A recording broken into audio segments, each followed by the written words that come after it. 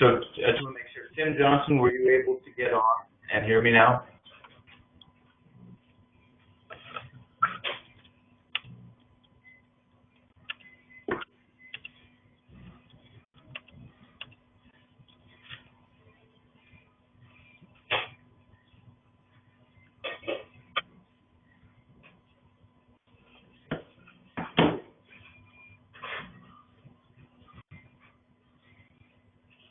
I'd say this is unusually, but it doesn't really surprise me.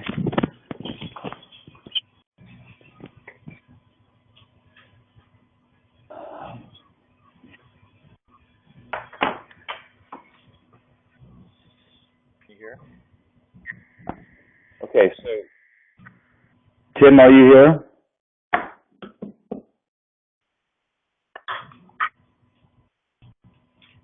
I can see you fine. All right, so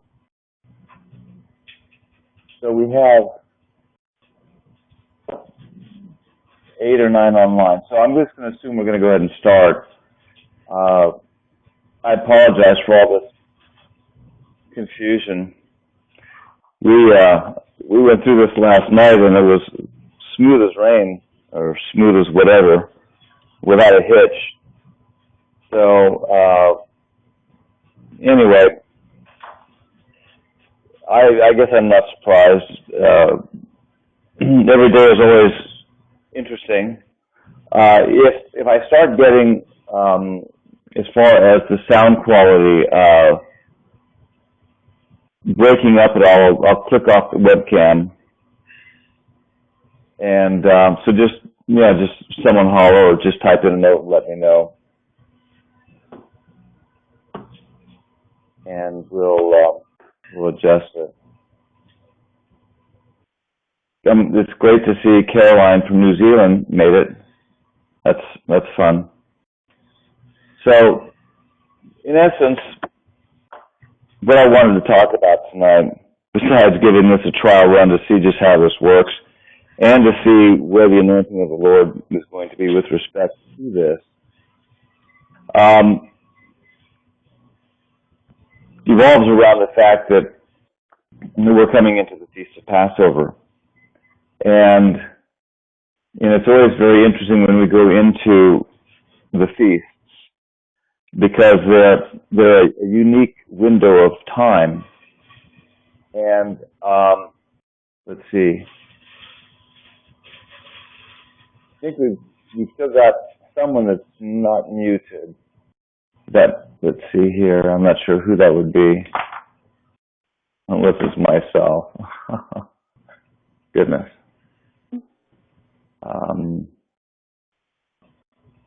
Well, now Carolyn can't hear anything. Well, okay. Well, we'll just go ahead. I'm still getting a little bit of background from someone, and it might just be someone that's called in, and I'm not really sure how to tell you to unmute, to mute, but whatever. We're just going to go ahead and I'll talk about where my burden and my concern has been and what I see happening right now.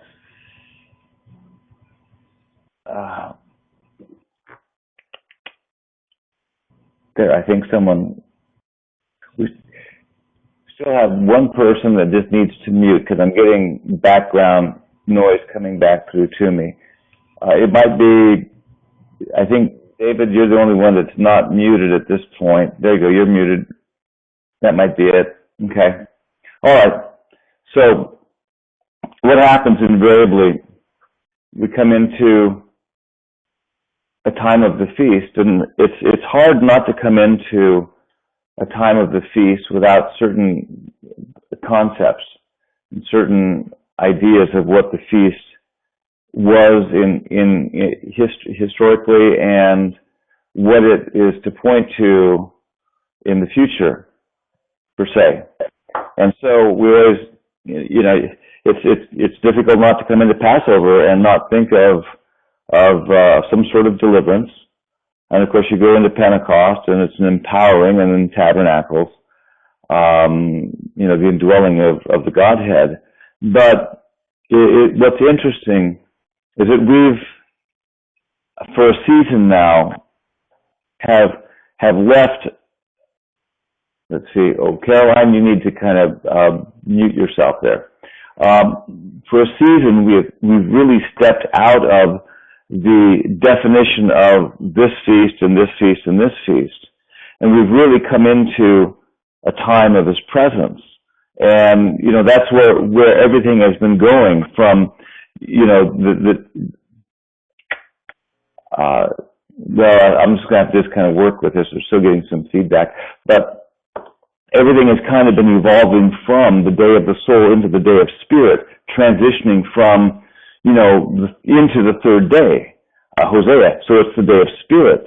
So we had been into that direction for, a number of decades. And so at some point, you have to come to the realization that you've either come to the day of His presence or you have not, and you're just still believing for it.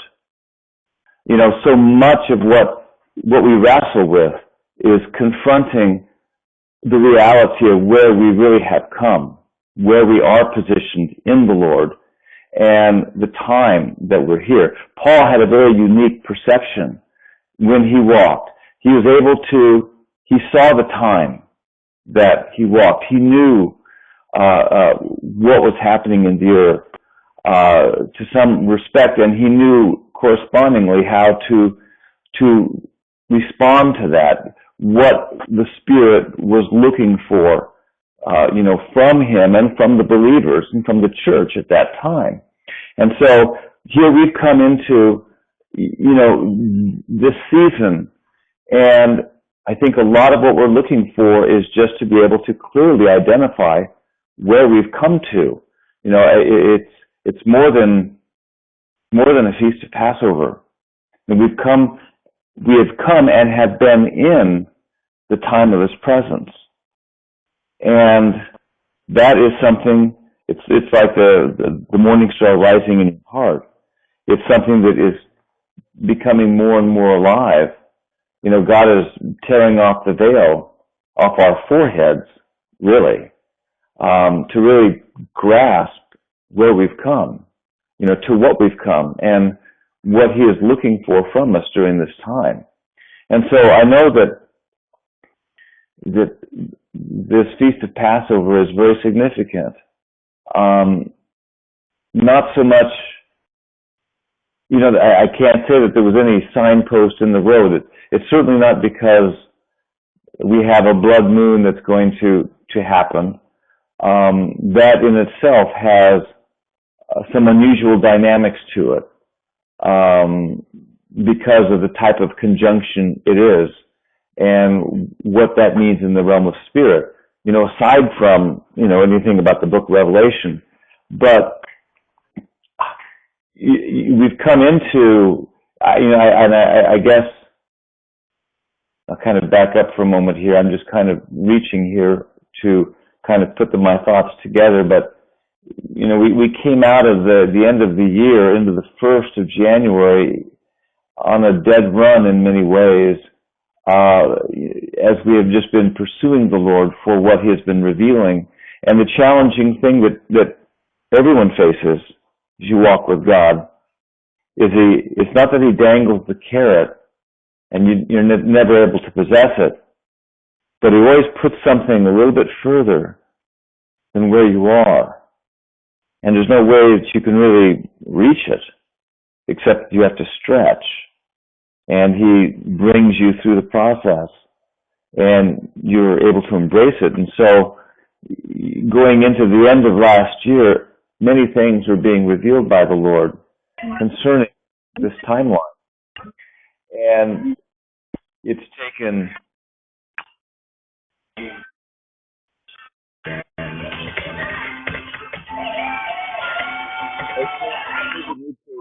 I think we need to mute. So, Tim, you just need to mute. I'm getting a lot of background. I'll wait till we can get this cleared up.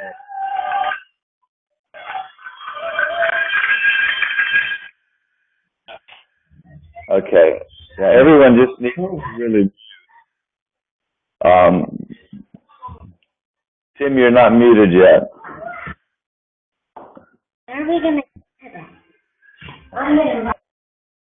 Okay, there we go. All right. We got it. We sent in the cavalry, and we got the Indians here, didn't we? Oh, the Indians are trying to get loose again. All right, we'll wait a second.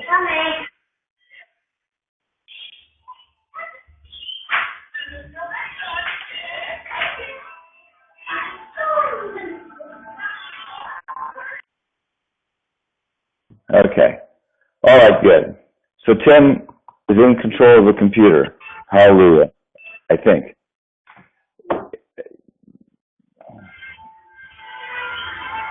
Oh, what's going on? I think your computer's going in and out of being muted. So as long as you can stay muted, we can move forward. I could send in some more cavalry. I could send a couple angels down, whatever we need, you know. Okay, so let me see if we can regroup after that one. It's okay. So basically, we're just talking about coming out of 2013 into 2014, and I'm just backtracking for a second. I don't want to belabor it, but we've been in a push by virtue of what the Lord has been revealing. Caroline, you're unmuted too. So I think I'm going to have to, actually, you know what I'm going to do? Hold on a second. I'm just going to mute everyone. All attendees are muted. Okay. My apologies, everyone. I should have done that earlier. This is my first time with this program. Next time we won't have this issue. Everyone is muted. So we should be just fine. And if not, then we have to find another program. Yeah, I understand your bandwidth is muting and unmuting. Okay, so I think we're going to be okay. Now, if I've still got a cam thing going, so if that becomes a problem for anything lagging, I'll just turn the cam off. Sometimes it's nice to see a face behind the voice, but I know it's not really necessary. So I'm going to just back up now to where we were. So as we've come into 2014, you know, and if you followed on a few of the words we've posted, the intensity in the realm of the spirit has progressively been picking up. And it was interesting to try and get a handle on it. For myself, here again, you know, in some ways I'm an open book, because when we post certain words, they're usually born out of what we've been living through at the time. And so it was a bit of a challenge the first couple of months to really sort out what was going on, because there were a number of fronts that we were dealing with. But it wasn't until just recently that I was able to step back far enough to realize that we were dealing with something on a much broader scale that was a much greater push in the spirit. And it wasn't about a breakthrough here or a breakthrough there, or, you know, something as personal as that. It was something on a larger scale. And so that's what has brought us to this time here. And so we come into the Feast of Passover, and perhaps this year it's like this year more than ever, we're positioned for so many changes. And because just by virtue of the time and the growth and what God is doing, you know, from year to year, you know, if we're really staying on the edge, really pushing in our hearts, then there's going to be a whole new window of change available. And, you know, so no two feasts are ever the same, and they shouldn't be. So we come into this timeline, and I know that God is bringing a deliverance. He's bringing a change. And as I began to look to the Lord about it, a lot of it came back to understanding where we are positioned and what it is that's really slated to open up. And so oftentimes, it can be very easy to take for granted scriptures, take for granted your understanding, things the Lord has spoken of. And one very interesting one has to do with the Christ in you, the hope of glory. And so, Feast of Tabernacles is all about the indwelling of the Godhead. And we know that the end goal here is that the Lord will fully possess a people. And they will become fully identified with Christ. They'll become fully possessed by the Spirit of the Father. And that's where we're headed. We've been headed that direction for a long time. And over the last number of years, the Lord has progressively been trying to get us out of the future tense mentality that believes that it will happen in the future, rather than believing that it's happening in the now, right here, right now. And it can be very challenging, and you just to kind of grasp it. And so, what's interesting to me is you go back and you look at the thing of Christ in you. And so, I don't think there's anyone here that wouldn't bear witness to the fact that Christ is in them, obviously, and the Father, obviously. But at what point in the revealing of the sons of God, which really first happens to them before it happens to anyone else, before it's revealed in the world, that first revealing happens within them. And so at what point do you realize that you have become one with Christ and one with the Father? And I cannot say that we are fully there. I can't say that we're 100% there. But we're so much further than we've understood. We still say, well, Christ in me. But we still are out there meditating and waiting upon the Lord externally, perhaps, to some extent.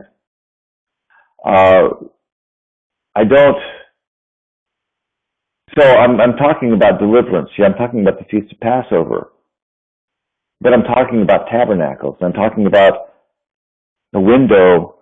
I'm talking about the day of His presence, the time of His presence. Because we've entered the time of the presence of the Lord. That has never been here before. We've seen it coming. We've been on the cusp of it, and we've talked about it, and it's been revealed to us. The day of His presence, the third day, day of Spirit, and we've been leaning into it for a long time. And we finally have come to accept the fact that, yes, we're in the day of the presence of the Lord. And now we're grappling a little bit, I think, to understand what that implication truly means. At what point?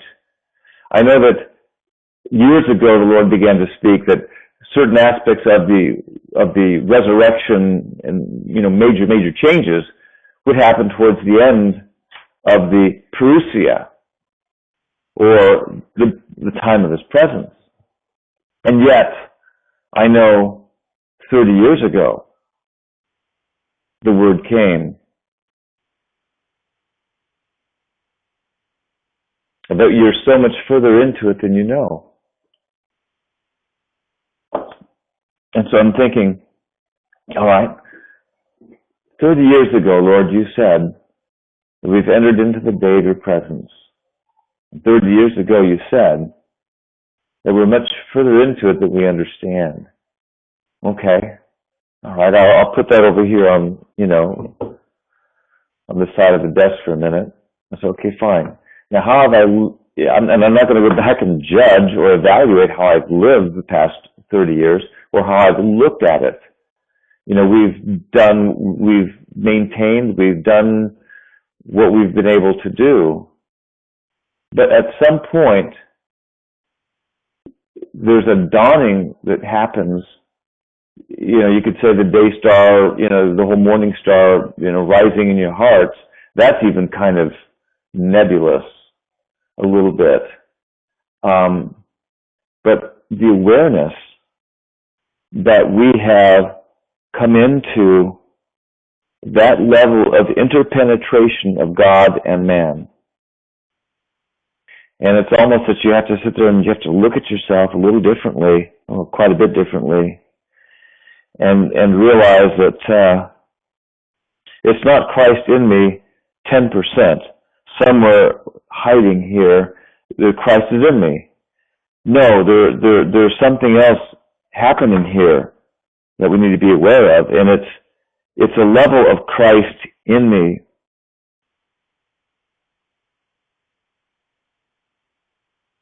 beyond what we've been able to understand up until this time. And so we've warred, we've walked before Him, we've done a lot of things before Him, not aware of how deep the indwelling of the Spirit has been. It's been an interesting day. I've been weeping all day in between other things. And so what I'm looking for at this Passover is kind of like an experience Paul had. There was a certain point where Paul knew the days that he was walking in. He knew the timeline.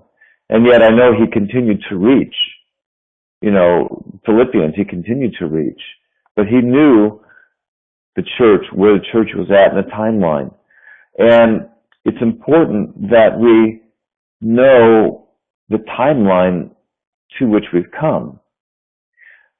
I forget which prophet it is off the top of my head. Hosea, Habakkuk, I forget. But it says, ask rain.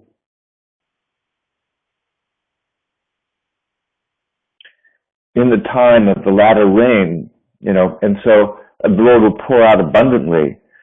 But the thing was to ask. And up until now, we haven't always known when to ask or what to ask for. We haven't had that alignment. You could say a conjunction of planets. Well, we're having a conjunction here within our own being, lining up with the Lord and lining up with the timeline that we are. And the Lord is saying, okay, now is the time to ask. But Lord, I've been asking this way for many years, and why is it any different? Because now is the time to ask.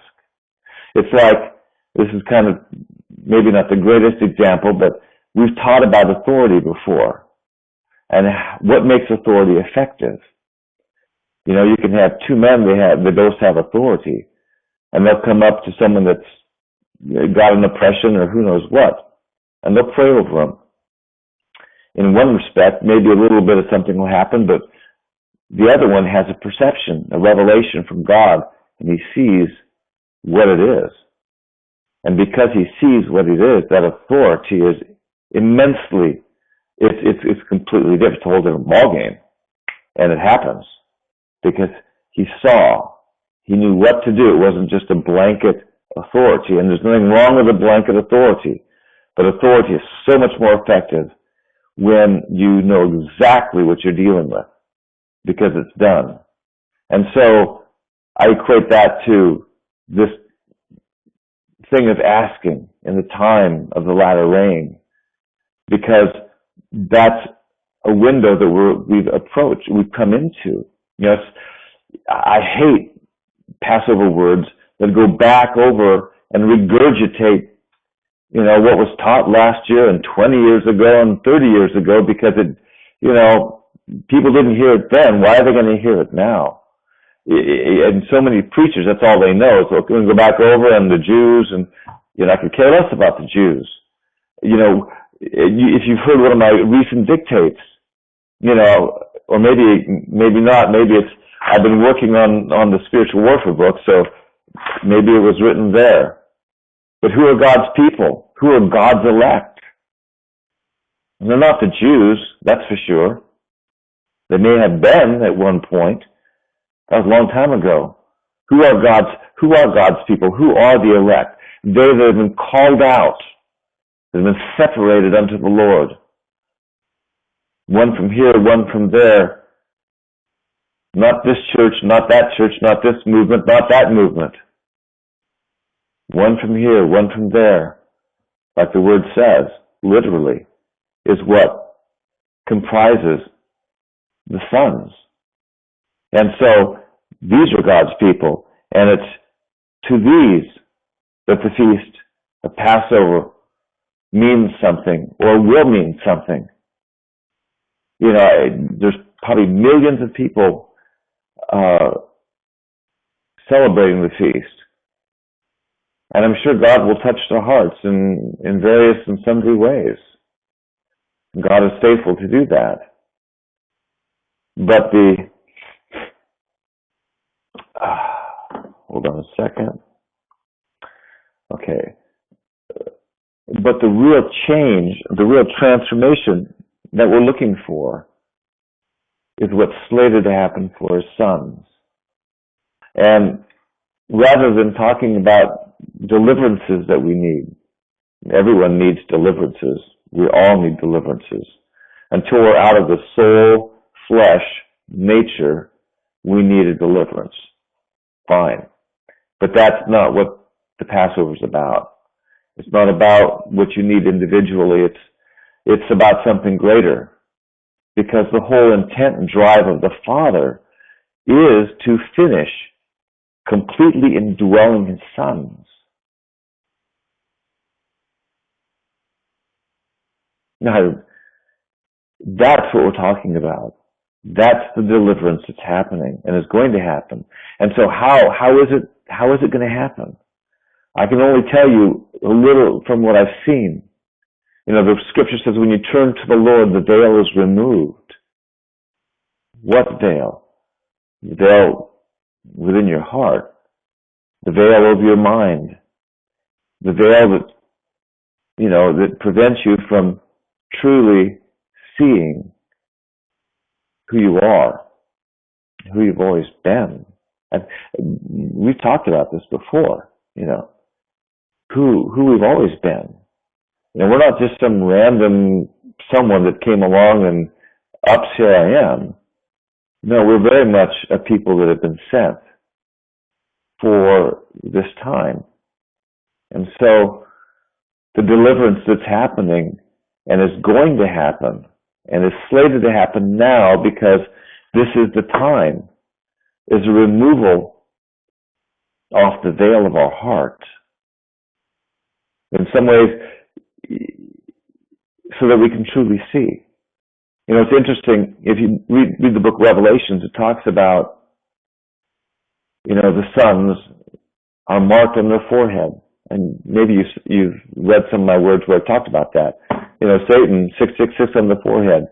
But God's sons are sealed on their forehead. And the forehead represents your perception, always has. The spiritual perception. It's one of the early signs that God began to speak as he was redeeming the body. Talked about the different aspects and what they represented. And so the forehead has to do with your ability to see and perceive. That's why you can get a headache and you just cloud it and you can't see. A lot of things, whatever. So God is going to remove the veil off our heart, which is removing the veil off our perception, off of our mind, where we really see. I mean, we really see. And that was what was coming this morning. How long do we continue in this path, not fully recognizing we may not be 100%, but we're, I don't know what we are, 70%, 80%, 90%, I don't know. But we're so far down the road, and that has come to me from different ones who have appeared to me over the last few years, not to get personal. It was like, Edward, you are so much further down the road, you're not seeing it. And I'm looking at it a little bit differently, because I would always challenge me. I'd say, okay, I'm so far down the road. All right, what am I supposed to do with that? What are you saying? And what? But it really has to do with the indwelling of the Godhead. That's what it's all about. It's not so much that you become so mature, or you've died out so much to the work of the cross, but, those are all cause and effects that it's happening. It's not that you're supposed to be moving in so much more authority or so much, all of this. Those are just all, on the periphery. But the real truth is the indwelling of the Godhead within you. That's what you've been missing. You haven't been able to see it. There hasn't been enough deliverance, enough of the veil removed for you to recognize how much you have become Christ and how much the Father fully indwells in you. And so somehow in this weird, quirky thing, our soul has still been able to kind of manipulate and keep everything a little bit at bay. And you get this skewed perception of yourself, because you don't quite see what you've become. And so constantly not really grasping it, you still find yourself reaching for it. And it seems to be a little bit elusive. So there's definitely an awareness happening here. Something that's, the morning star, the day star rising, I'll buy that. I'll take that. Certainly. A removing of the veil. The fact is, what we've become, we have not understood. We have not been able to catch up to it. And I remember things from the Lord 10 years ago, 12 years ago, along this line of you don't know who you are. When you realize things are going to be dynamically different. And it came from different ones from the other side, and I never, whatever, it's kind of catalog it. But this is where we are. How far away is Christ from you? He's not. How much has he interpenetrated you? Just about completely. Yes, but I still got these issues of the soul. I've got these hang-ups. I need some deliverance. Yes, we all do. But I'm not sure that doesn't comprise very much of what's left of us. I don't know that we've understood how much we have died. And so you could look at something as like rat poison. What's it, 99% wheat, 1% poison, or something like that? And so you could say, well, what are you saying? Maybe we're 99% God, Christ. I hope I haven't lost anyone here yet. And maybe there's only 1% left of us. But that 1% sure seems pretty dynamic. Maybe it's 5%. I don't know. Maybe it's 10. I don't think it's that much. I really don't. But because the soul is not totally gone, not totally off the throne, it skews our perception. And we don't recognize the 90%. or the 95% of what we've become. And so that's what I see. That's what this Feast of Passover is about for God's sons, for God's elect. And it's not to say that there'll be myriads of experiences on myriads of levels for Christians and believers and whatnot. In my Father's house are many, many dwelling places. But we're talking about God's elect, God's sons. And this is where we're positioned. And this is the timeline that we've come to. And this is what I'm looking for. And I can't even equate the changes that will be born out of this realization. We've talked about the balance in the spirit world changing because the suns are ascending. Well, what is, once again, what does that mean, the sun's ascending? I've talked about coming up in vibration and whatnot, but still, so the suns ascend and the spirit world goes crazy and the balance begins to shift. And that's been happening. But it really just, it comes down to this simple understanding or grasp of the full realization of how much He has become us and we have become Him and how one we are. It's almost like they say that how we use such a small amount of our mind, and yet if we were able to realize the full potential of our mind, I mean, what could be done is just like unfathomable. And so, take it in that context. How much have we realized what we've become in Christ? 5%, 10, 15, 20? To that degree, we have been effective. The authority has flowed through us. It has been very tangible, very measurable in some ways. But I think we're talking about the same thing, realizing fully who we are and who we have become and who He has made us to be. So that's really pretty much the word. I think with all the battle that was on it, this is what I wanted to say. And I'm looking for this. This is the time for it. This is what I'm looking for. And whatever has to happen to remove the veil off my heart, to remove the veil off my mind, needs to happen. We're so much further down the road in the renewing of the mind than we've understood. And in the midst of all of this, we're working on this book, which we will have done. If it's not printed, we'll just give it out when it gets all done. Doesn't matter. But this is what I'm looking for this week. Because there's a vortex. And I know that. And we've talked about vortexes before.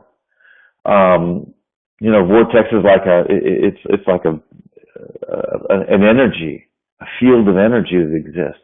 And they exist all over the planet.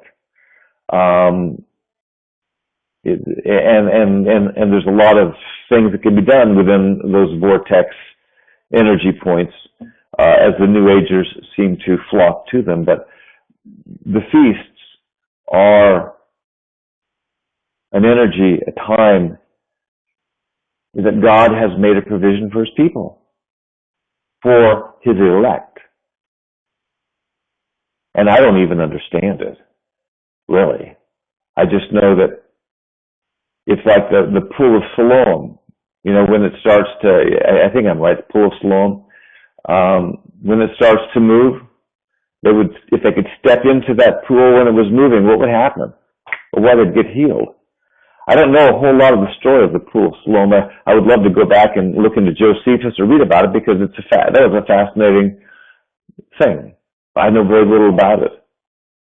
But, so we're in a time of the pool of Siloam. There's a vortex, there's a provision, Vortex could sound kind of new age, so we don't have to use that.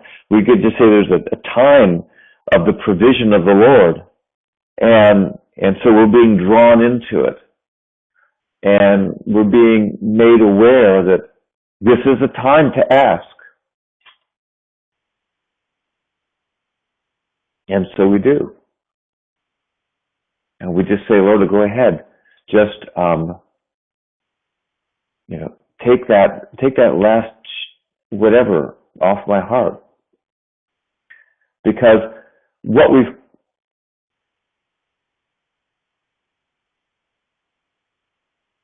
you have to kind of bear with me here, but what we've cried for is that oneness with the Lord, that deep inner communion with Him. That's the only place we want to live. I don't want to live anywhere else, but always in His presence. And so the interesting thing is, this is where we've come to. We've come to His presence. We've been in the time of His presence, but we haven't seen it. But I know that as this happens, as this deliverance happens,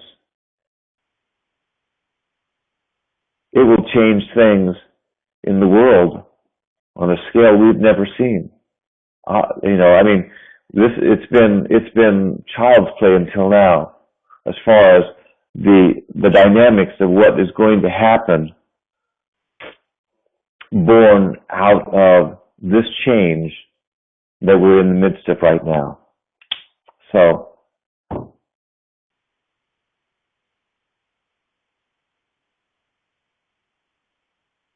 I think that's about all I've got to say.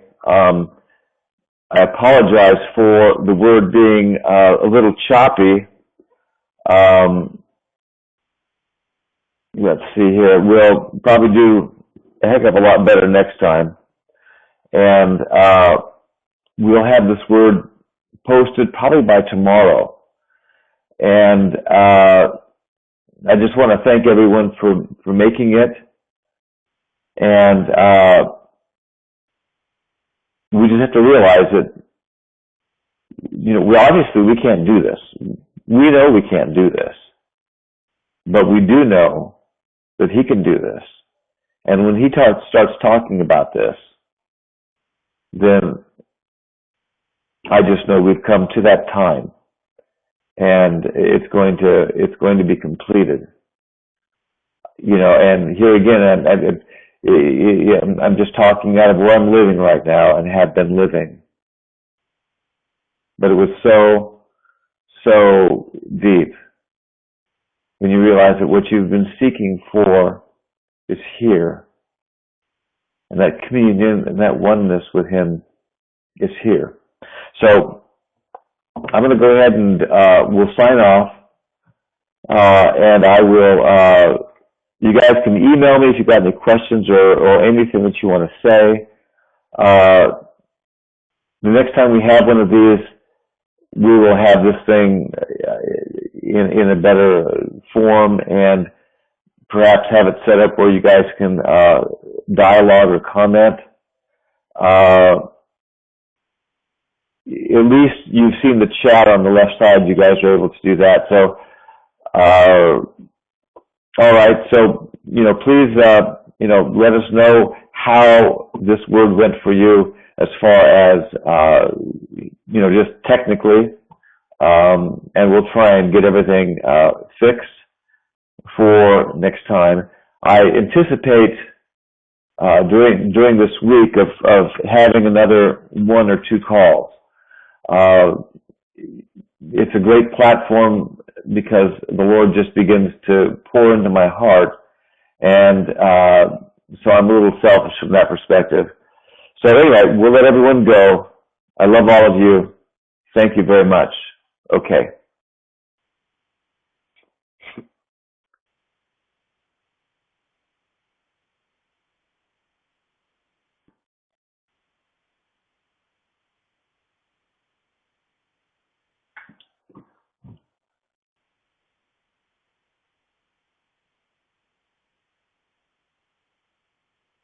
Alrighty. Amen.